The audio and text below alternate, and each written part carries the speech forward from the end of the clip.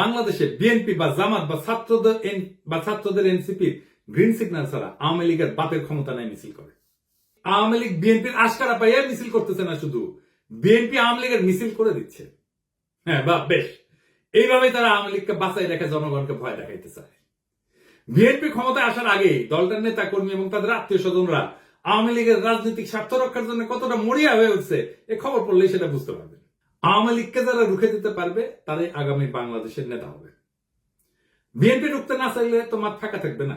BNP প্রাণ ভয়ে রাজপথে 28 অক্টোবর দাঁড়াইতে পারে নাই, তার জন্য কি বর্ষা বিপ্লব থামেছিল? ছিল না।